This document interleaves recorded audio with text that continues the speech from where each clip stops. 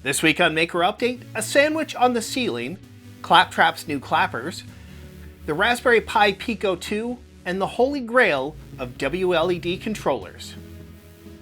Hello and welcome back to Maker Update, the show where we know why the hook on the tape measure feels loose. I'm Tyler Weingartner and I hope you're all doing great and feeling creative. We've got a super fun show for you, so let's get going with the project of the week. Have you ever looked at a projector screen and thought, that looks like a party sub? You know, those really long sandwiches for catered events that everybody can share? Well, I haven't, and I'm guessing you haven't either. But that's what Aunt Dena said when she set up her projector screen, and I'm glad she did. This video really took me by surprise. Don't get me wrong, I love a creative and zany idea that's well executed and taken to its beautiful conclusion. But the more I watched the video, the harder it got to look away. It was just so much fun to see these fairly humble materials be completely transformed in ways I couldn't have imagined. Just look at the way she turns pool noodles into bread, or the way she makes these onion slices from a few pieces of felt. I didn't see a pickle when she cut this thin circle of wood for a shade pull, but she did. And that's before she gets into the story of why she made this in the first place. This sandwich is actually a tribute to her mother, and the Subway restaurant where she spent so much time as a child, and where she first discovered her love of crafting things out of simple stuff, like the office supplies her mother could spare. It's a more touching story than I've come to expect from a lot of these projects. But it's also another fantastic lesson in using your skills to create the space you want to be in. Sometimes that means making tools that work just for you. And sometimes that's creating stuff that makes you smile. Maybe the base of your sewing machine could be a sewer scene from the Ninja Turtles. Or your 3D printer could become a monster with a giant mouth. It's your space. Make it the place you want to be in. Now for some news, Raspberry Pi just announced and released the Raspberry Pi Pico 2, the long-awaited successor to Raspberry Pi's microcontroller, the Pico. With it comes a new custom chip, the RP2350. It doesn't roll off the tongue as easily as the RP2040, but what it lacks in pronounceability, it makes up for in power. The RP2350 is not only a dual-core processor, but also dual architecture. Packed in there are two ARM Cortex M33 cores, but joining them are two Hazard3 RISC-V cores. There's also some built-in security architecture, making the chip viable for product design and not just prototypes. The Raspberry Pi Pico 2 is available for around $5. More projects. Mr. Volt has an ongoing project where he's building an animatronic ClapTrap from the Borderlands franchise.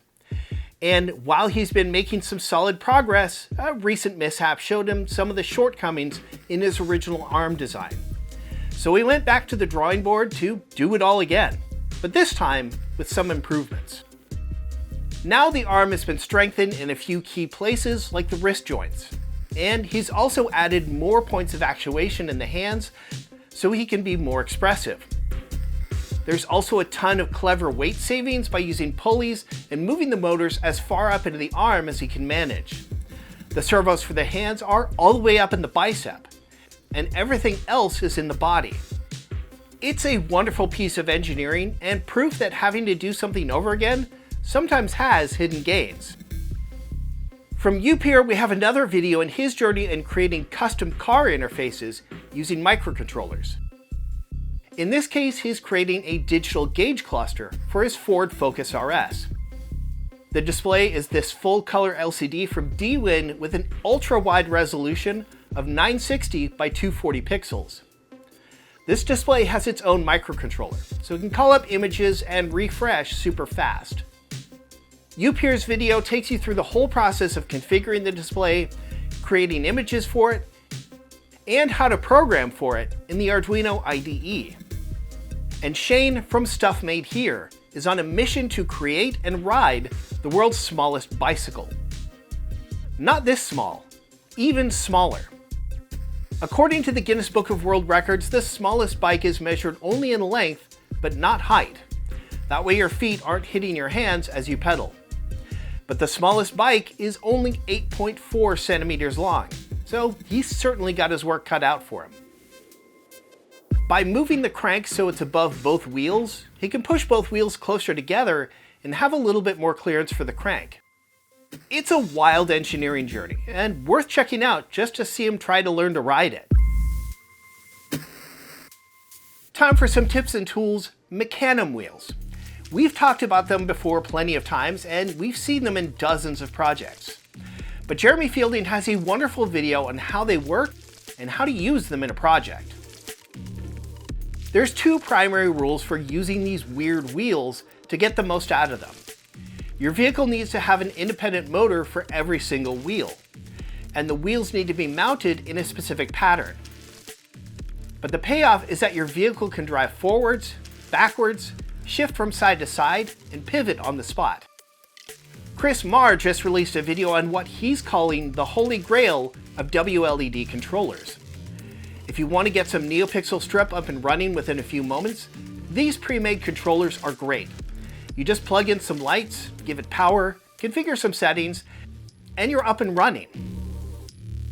The beauty of the Mag WLED one is that not only does it have the expected ESP32 for controlling communication, but it also has a resettable fuse, a logic level shifter, and WAGO connectors for your lights. But it also supports USB-C PD, so you don't need a massive wall wart for power, and it supports both 5V and 12V strip at the flip of a switch. And at $30, it's also pretty affordable for almost any project. And over on Adafruit, I learned that JLCPCB is now offering full color printing on the PCBs they manufacture, courtesy of a guide by Barela. Not only does this open up a whole lot of creativity for your PCB designs, but it also enables the use of PCBs as decorative jewelry pieces.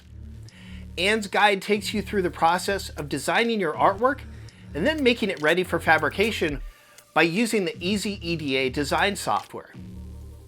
In her example, she's made a pair of Piet Mondrian style earrings with some of the copper contacts showing through the design for effect. It's a really cool technique with lots of room for creativity. Check it out. For this week's DigiKey Spotlight, with summer winding down, it's a pretty good time to be thinking about your Halloween costume. And Becky Stern's video from last year is a great guide to making a show-stopping costume using addressable RGB LEDs.